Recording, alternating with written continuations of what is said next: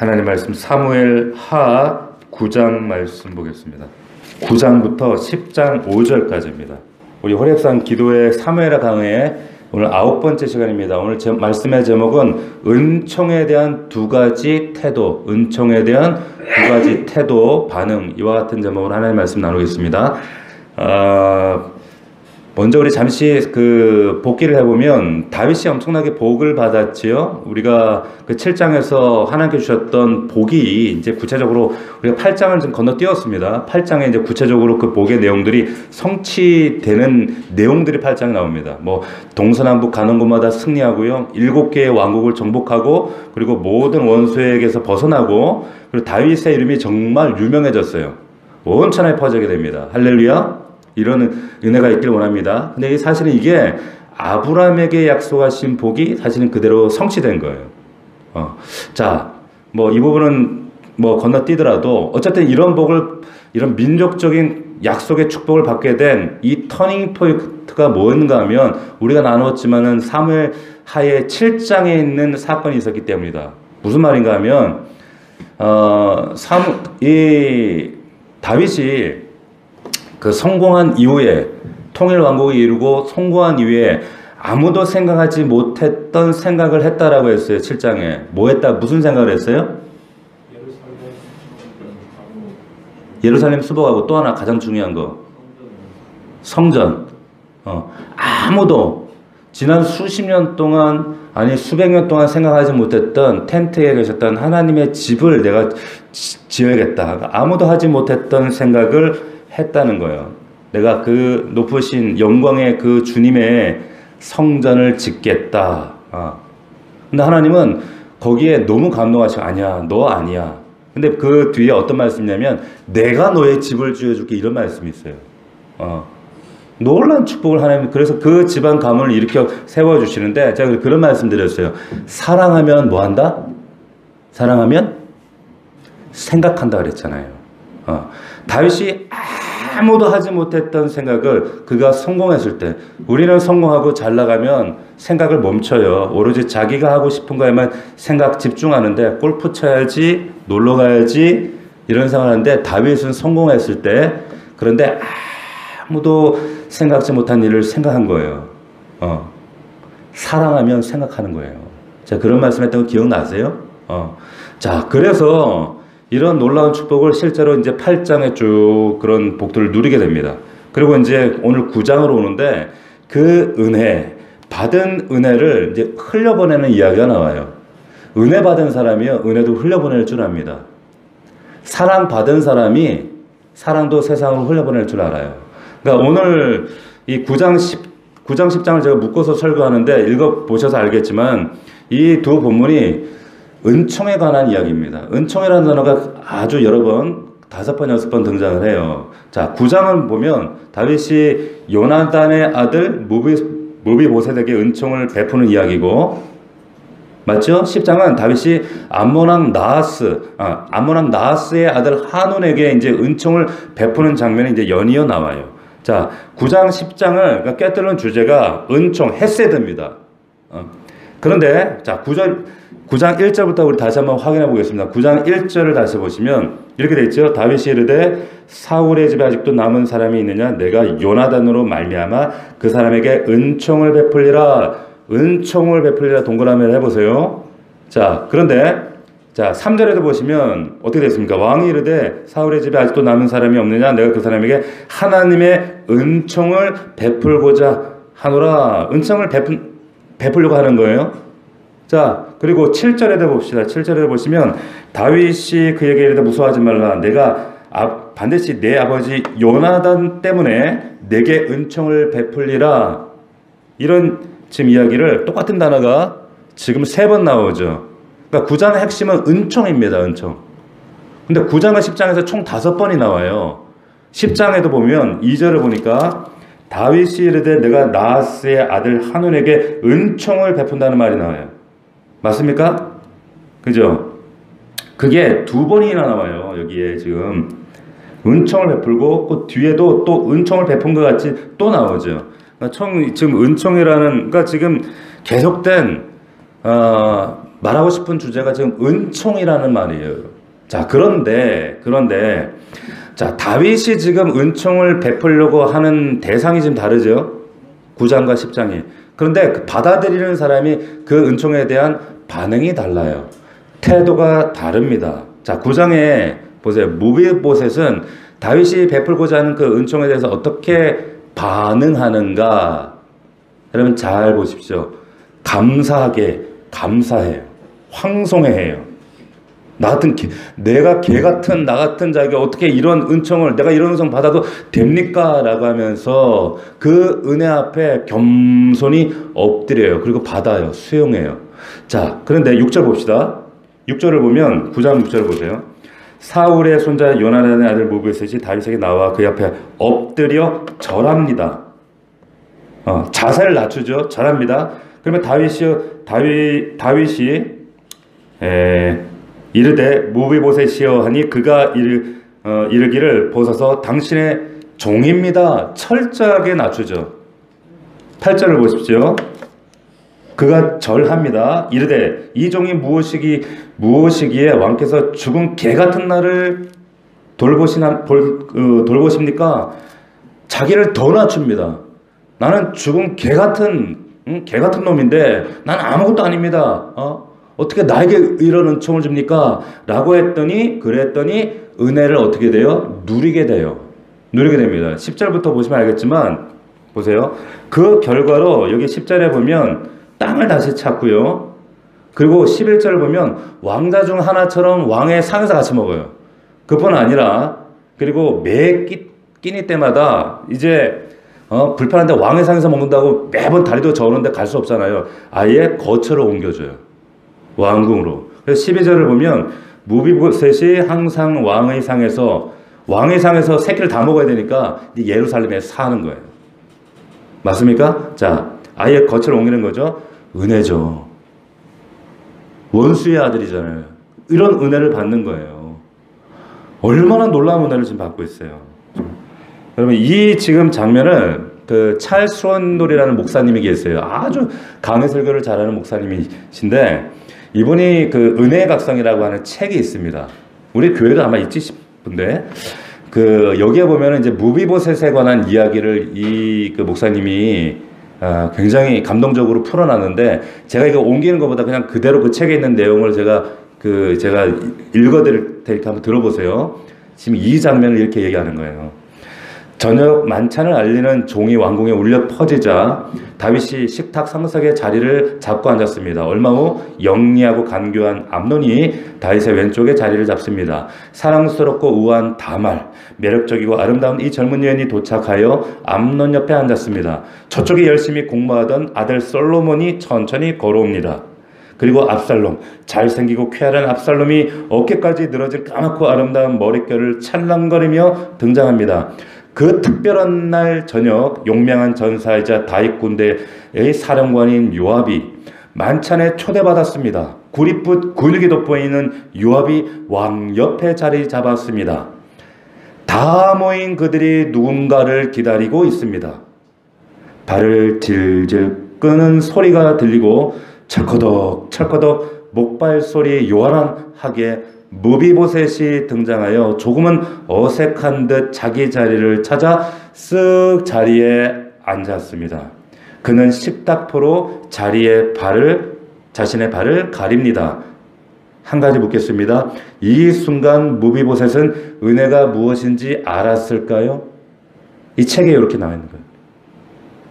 이 순간 무비보셋은 자기가 받은 이 은혜가 무엇인지 알았을까요? 여러분 생각해 보세요. 너무 감동적인 장면이잖아요. 자기가 갈 수 없는 식탁 자리잖아요. 밥도 누릴 수 없는 이 은혜 자리, 솔롬, 암논 이런 왕자들이 앉는 자리, 그 옆자리에 요압 같은 사람이 있는 그런 정말 아무나 앉을 수 없는 그 은혜의 자리에 절대 갈 수 없었던 무비보셋이라는 자가 다리를 질질 끌고 그런데 그 자리에 간다는 것 어마어마한 은총입니다. 할렐루야. 맞죠? 자격 없는 자에게 베푸는 게 이게 은혜잖아요. 은총이잖아요. 나 같은 자가 어떻게 그런 자리에 갈 수 있는가? 감사하게, 그런데 황송하게, 겸손하게 받았더니, 그랬더니 이 은혜를 누리는 거예요. 날마다 이 식탁에서 식사를 하고 거처를 예루살렘에서 왕궁에서 사는 거예요. 그런데 보세요. 10장으로 넘어가면 똑같이 다윗이 지금 은총을 베풀려고 해요. 누구에게? 지금 나하스, 암몬 왕 나하스 한온에게. 근데 이 은총을 이가 어떻게 받아들이는가? 여러분 10장 3절을 다시 보세요. 여기 보면 암몬 자손의 관리들이 그들의 주 한온에게 말하되 왕은 다윗이 조객을 당신에게 보낸 것이 왕의 아버지로 공공함인 줄로 여기시나이까? 다윗이 그의 신하를 당신에게 보내 이 성을 보고 탐지하여 함락시키고자 함이 아닙니까? 이에 한온이 다윗의 신하들을 잡아 그들의 수염 절반을 깎고 그들의 의복의 중동벌기, 그러니까 바지 엉덩이 부분을 잘랐다는 거예요. 그리고 돌려보냅니다. 자, 전혀 태도가 반응이 다르죠. 10장에서는 똑같이 은총을 베푸는데 베풀려고 하는 자의 그 은총을 의심하고 멸시하고 조롱하고 심지어는 거부해버리는 거예요. 똑같이 은총을 베풀려고 하는데 사람들 반응이 이렇게 달라요. 9장에서는 은총이 받아들여지잖아요. 근데 10장에서는 이 은총이 거부되는 거예요. 거부되는 정도가 아니라 멸시되고 짓밟히고 완전히 무시당한 조롱받잖아요. 자, 감사함으로 자기를 낮추고 나는 개 같은 사람들이 나 같은 자에게 이렇게 고백했던 이 무비보셋은 이 은혜를 누리고 은혜를 수용하니까 은혜를 마음껏 누리는 자가 되고 의심하고 관찰하고 경멸하고 거부하고 했다는 자는 나중에 전쟁 끝에 멸망당해요. 완전히 다르죠. 제가 그래서 제목을 이렇게 얘기한 거 은총에 대한 두 가지 태도라고 얘기하는 반응이라고 말씀드린 거예요. 왜 그런가? 우리는 어떤가라고 하는 겁니다. 우리는. 자, 우리는 달라요? 여러분 성경에 있는 모든 말씀은 우리를 위해 기록된 말씀이라고 하나님 말씀하셔요. 로마서 15장에. 이 지금 똑같은 사건이 우리에게도 한 주간 삶에도 똑같이 이루어지고 있다는 거예요. 반복되고 있는 일들이에요. 오늘 다윗처럼 자기가 없는 이들에게 값없이 하나님의 은총을 베푸는 그런 역사들이 계속되어지고 있음에도 이런 은혜를 우리에게 누가 베푸셔요? 하나님이 베푸세요. 여러분들에게도. 아멘? 그런데 하나님이 이 은총을 정말 이렇게 베풀기를 원하시는데 민수기에도 여호와가 내게 복을 주시기를 원하고 너를 지키시기를 원하고 내 얼굴을 너에게 비추사 은혜 베푸기를 은총 베풀기를 원하신다. 이런 하나님이 우리 아버지신 줄로 믿습니다. 그런 찬양도 있잖아요. 은혜와 찬양이 한이 없이 자비가 풍성하신 날마다 자비를 베푸시며 이런 찬양이 있잖아요. 하나님은 그런 분인데 다윗이 은총을 주기를 그렇게 원했던 것처럼 하나님도 모든 사람의 은총 주기를 원하십니다. 그런데 사람들이 다 그렇게 받는가? 아니에요. 안 그렇습니다. 말씀을 전해도요 달라요. 한 주간의 삶 가운데도 달라요. 너무너무 이게 숙제거리입니다. 자, 정확하게 반으로 갈라야죠. 어떤 사람은 황송한 마음으로 감사한 마음으로 받아 누립니다. 근데 어떤 사람은 의심하고 조롱하고 경멸해요. 무시한다니까요. 아니 목사님 난 그런 적이 없는데요. 아니요. 내가 그러지 않을지라도 하나님에 대한 말씀의 태도가 내 안에서 그런 반응이 일어나는 자들이 있어요. 그런 성도들이. 회개하셔야 돼요. 보세요. 사무엘하 9장 10장의 이야기가 오늘날에도 끊임없이 매일같이 벌어지는 일입니다. 여러분 보세요. 그 교리 중에 개혁주의 신학의 교리 중에 저항할 수 없는 하나님의 은혜라는 게 있어요. 그러니까 irresistible grace라는 말이 있어요. 하나님이 구원하기로 작정해서 은혜 주기로 작정하면 그 은혜를 거부할 수 없다는 거예요. 항거할 수 없는 은혜다. 근데 제가 개혁주의 신앙 이 말씀에 대한 전적으로 동의하면서 늘 제가 고민인 거예요. 근데 실제로 보면은 저항하는 자들이 너무 많아요. 은혜를 밀어내는 일들이 은총 거부하는 일이 있다니까 머리 갈 것도 없이 오늘 본문 봐도 그렇잖아요. 구약에 끊임없이 하나님 선지자를 보내고 사사들을 보내도 이스라엘이 거부해요. 택함받은 백성인데도 불구하고 거절해요. 하나님은 오죽 답답하면은 탄식하는 이야기가 얼마나 선지서에 반복되고 반복되고 반복하시잖아요. 예수님도 이 땅에 오셔서 이렇게 탄식하시잖아요. 오 예루살렘아 예루살렘아 선자들을 예루살렘 너희를 선자가 닭을 모음같이 마치 암탉이 자기 병아리 품듯이 내가 너희를 모으려고 했던 것이 얼마나 너희들을 모으려고 했더냐. 그러나 너희가 뭐 하지 않았다요? 마태복음 보니까 너희가 어떻게 했대요? 원하지 않았대요. 은총을 한운처럼 원하지 않았다는 거예요. 멸시했대요. 이게 성경 말씀이거든요. 내가 너희를 모으려고 원한다. 은혜 주려고 원한다. 은총 주기 원한다. 근데 니네가 원하지 않았다. 그런데도 저항할 수 없는 은혜? 저항을 하는데? 제가 목회하면서 이게 너무 고민이 되는 거예요. 숙제입니다, 숙제. 요한복음 5장 40절에도 보세요. 너희는 생명을 얻으려고 내게 오기를 원하지 아니하는도다. 사도행전 7장에도 너희는 목이 곱고 마음과 귀에 할례를 받지 못한 사람들아 너희 조상이 한 것 같이 너희도 늘 성령을 거역한다는 거예요. 맞습니까? 하나님은 은혜를요 거부하더라니까. 그러니까 교리를 신학적으로 보면은 납득이 안 되고 근데 말씀대로 보면 그래 받아들일 수밖에 없는 거예요. 보세요. 여러분 성경의 은혜는 한가할 수 있는 은혜 같아요. 왜냐하면 반응에 따라 태도에 따라 은혜가 다르게 나타나거든요. 그래서 제가 두려운 거예요. 주께서는 은총을 주길 원하는데 날마다 주시길 원하는데 그걸 받아서 누리는 자가 있고 끝까지 거부하고 망하는 자가 있더라는 거예요. 그게 성경이 그렇게 말하고 있다는 거죠. 그러니까 고린도후서 6장 1절에 이렇게 말하잖아요. 하나님의 은혜를 너희가 헛되이 받지 말. 반대로 얘기하면 헛되이 받는 자들이 있다 없다? 있다는 거예요. 너무 안타까워요. 자, 하나님의 은혜를 두렵고 떨림으로 받으시기를 축원합니다. 떨림으로 받으세요. 두려운 마음으로. 이 구원의 은혜. 하나님 모든 자가 구원받기를 원하셔요. 근데 누가 구원받습니까? 이 은혜를 겸손히 받아야죠. 내가 받아야죠. 내가 믿지 않고 은혜를 무시하고 거부하면 어떻게 성경 말씀대로 정죄받는 거예요. 모비보셋처럼 하나님 앞에 자기를 낮춰서 겸손히 받으면 은혜 누립니다. 할렐루야. 근데 하나님처럼 교만하고 의심하고 관찰하고 멸시하고 거부하면 멸망하는 거예요. 그거 아세요? 은혜를 받을 때 여러분 겸손히 받으면 잘 들으세요. 은혜를 주시려고 할 때 겸손히 받으면 하나님이 더 주십니다. 할렐루야. 제가 이런 말이 있었어요. attitude determine attitude 이런 말이 있었어요. 무슨 말이에요? 태도가 태도를 결정한대요. 무슨 말인지 아시겠어요? 그 사람의 태도가 그 사람의 인생의 방향 태도까지 결정해요. 제가 이 말을 참 오랫동안 묵상했었거든요. attitude, determine attitude. 보세요. 제가 오늘 말씀을 이렇게 한번 정리를 했어요. 무슨 말이냐면 6절에서 자기를 낮추자 7절에서 다윗이 그를 높여주잖아요. 높여줍니다.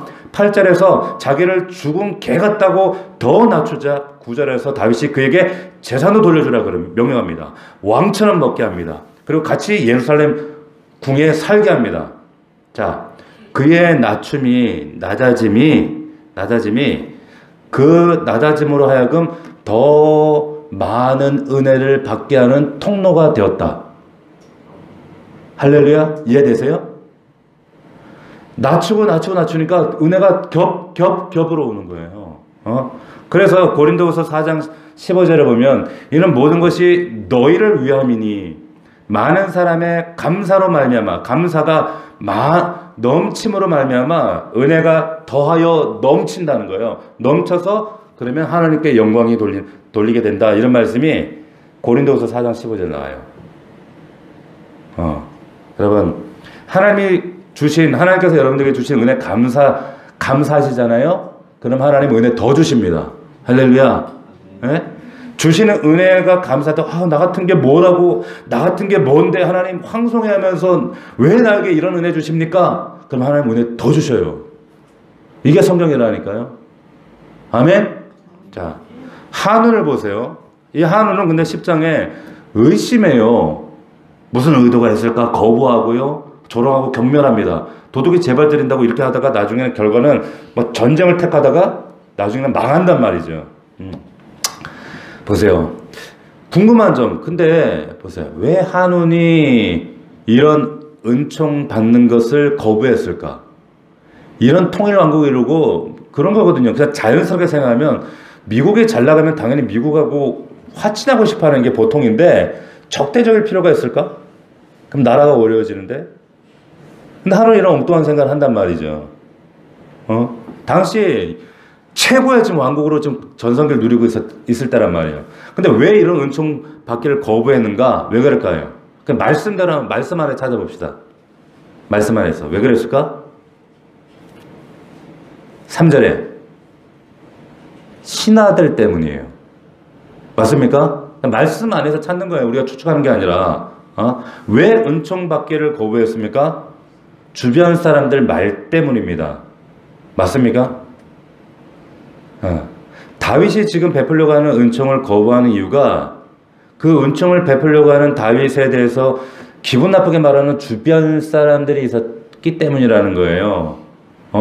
이 말을 뒤집으면 무슨 말이냐면 만약에 한온의 그 주변에 이런 사람이 만약에 없었다면 그래서 주변 신하들이 만약에 그 반대로 얘기했다면 생각해 보세요. 이렇게 다윗 좋은 사람입니다. 이 다윗 지금 소문에 듣자니까 얼마 전에도 뭐 무비보셋에게 조건 없이 이유 없이 원수인데도 불구하고 값없이 은총을 베풀었답니다. 이런 호의를 우리에게 지금 베풀려고 하는 겁니다. 이거 진짜 좋은 사람입니다. 만약에 이런 말을 누군가가 주변에서 했더라면 아마 다윗이 지금 베풀려고 하는 이 호의, 은총을 아마 기쁘게 받아들여지지 않았을까? 근데 아무도 없었다는 거예요.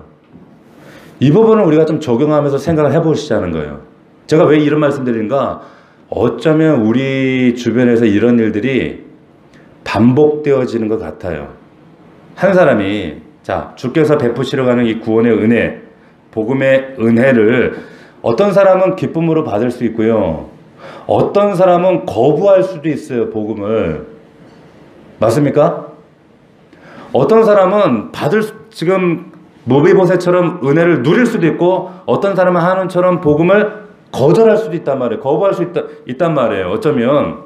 근데 그 한 사람의 선택에 결정적인 역할을 했던 것이 누구냐면 그 주변 사람들이었다는 거예요. 한운의 주변 사람들. 그 사람들이 어마어마한 영향을 미치고 있다. 이거 조금 더 적용해 들어간다면 어쩌면 내가 하벨의 주변 사람들일 수도 있어요. 맞습니까? 그래 한번 곰곰이 생각해 보시자고요. 왜냐하면 우리 주변에 코알라도 많고 믿지 않는 가족들도 많고 형제들도 많고 부모들 정말 제일 안타까운 것이 믿지 않는 가족들 얼마나 많이 있습니까? 근데 오늘날도 거부하는 많은 사람들 가족들 어쩌면 이 주변에서 기독교에 대해서 교회에 대해서 나쁘게 말하는 사람들 한운 주변에 있는 사람들처럼 그들이 있기 때문일지도 몰라요. 그게 나일 수도 있고 여러분일 수도 있어요. 결국에 주변에 누구를 만나느냐? 결국에 주변에 어떤 이들이 지금 상주하느냐? 이게 너무 중요하다는 생각 안 드세요? 만약 기독교 교회에 대해 목사에 대해 교회 집사에 대해 어릴 때부터 만약에 우호적인 얘기를 우리가 쭉 듣고 자랐다고 하면 생각해 보세요. 호감을 가지고 있는 거죠. 근데 그러다가 어느 날 복음에 대해서 하나님이 이제 부르신단 말이에요. 복음에 대한 얘기를 누군가 할 때 그러면 받아들이기가 너무 늘 우호적이었으니까 좋은 얘기를 들었으니까 그럼 복음을 받아들이기 쉬울 거 아니에요. 근데 평소에 듣기를 기독교에 대한 맨날 나쁜 얘기를 듣는 거야.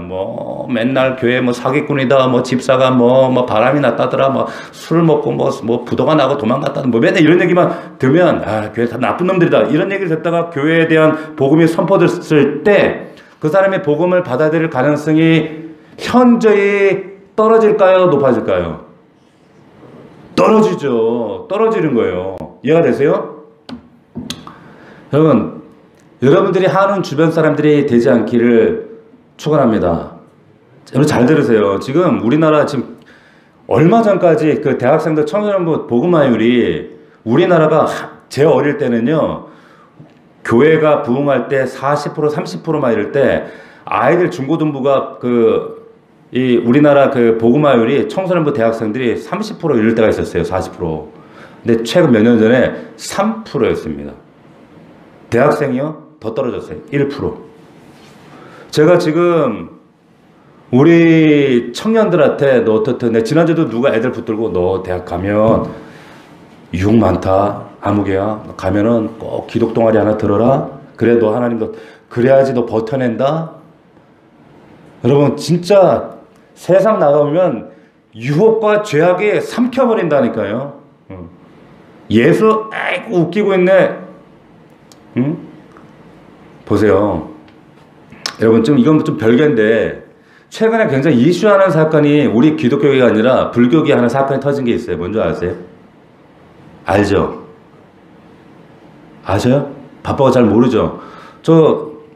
이 부분 나중에 삭제하세요. 그 조계종의 자승이라고 하는 대빵이 분신을 했어요. 그걸 이제 그 조계종 불교에서는 소신공양이라고 그렇게 하거든요. 근데 제가 뉴스를 듣는데 좀 열받은 게 조계종에서 발표를 하더라고. 공식적으로 이거 소신공양입니다. 이렇게 자기들끼리 규정 정의해버리는 거예요.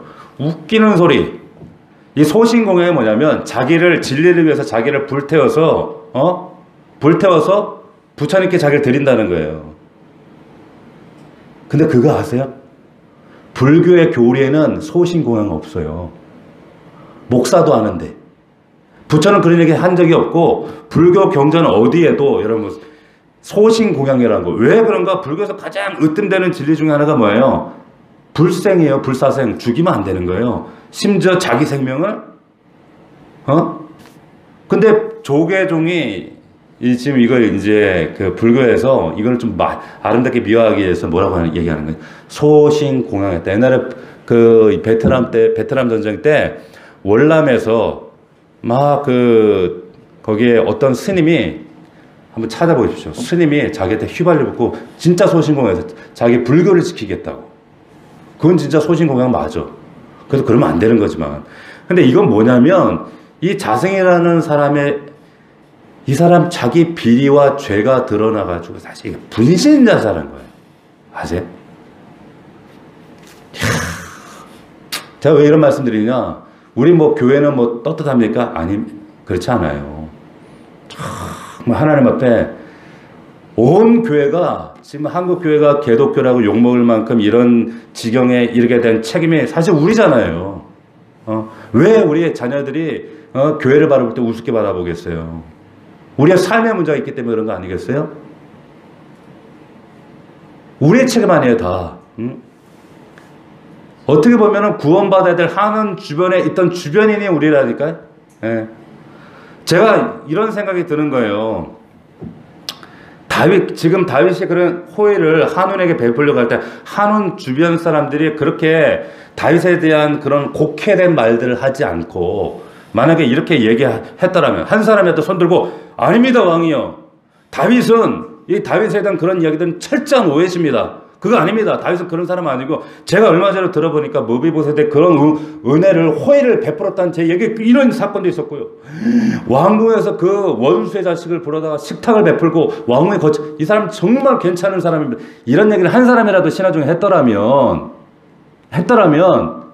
한운이 망하지 않았을 거란 말이에요. 주변 사람들 책임이 크다는 거예요.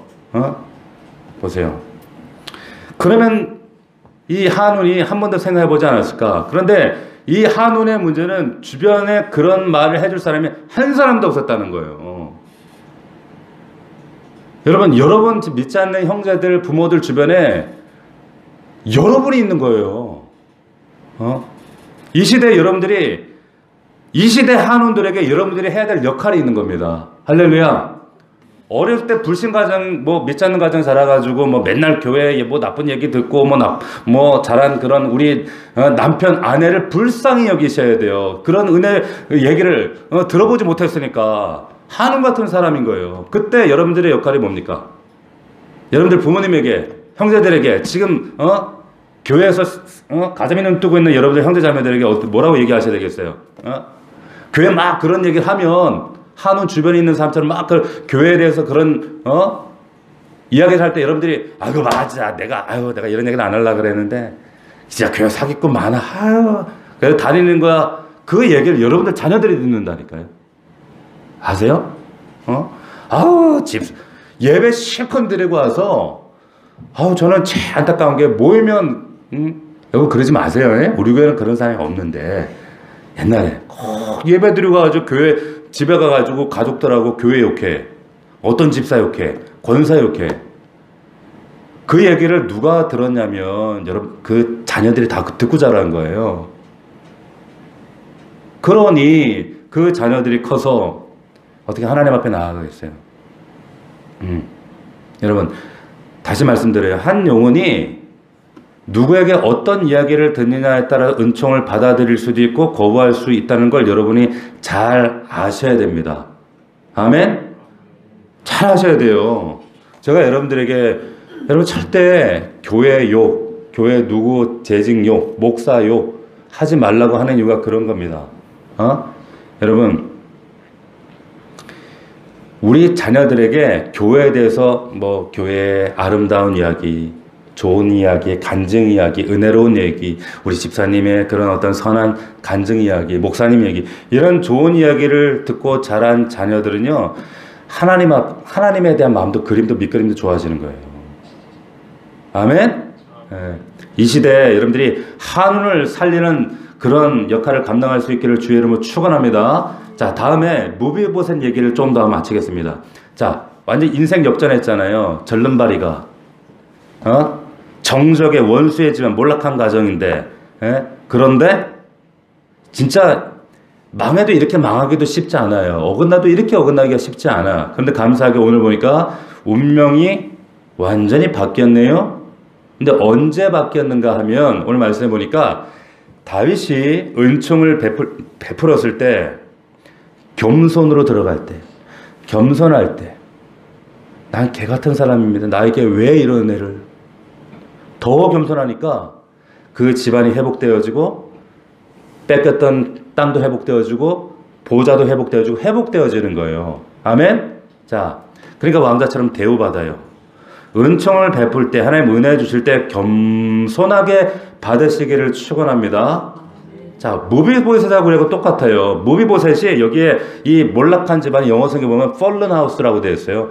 타락이 뭡니까? fall이에요, fall. 우리도 몰락한 존재들이었단 말이에요. 아담의 타락 이럴 때 fall이라는 단어를 똑같이 씁니다. 그런데 보세요. 무비보셋이 자기 잘못으로 불구가 된 게 아니란 말이에요. 알죠? 도망가다가 떨어뜨려. 우리 잘못으로 죄인 된 게 아니에요. 엄밀히 따지면. 사실은 아담의 죄 때문에 태어날 때 우리가 죄인으로 태어났어요. 영적 절름발이었어. 우리는 불완전한 존재였단 말이에요. 그럼에도 불구하고 하나님의 은혜로 은총을 말미암아 무비보셋이 그 왕의 식탁에 초대받듯이 하나님께서 우리를 이 자리에 은혜의 자리에 은총의 자리에 초대해 주신 거예요.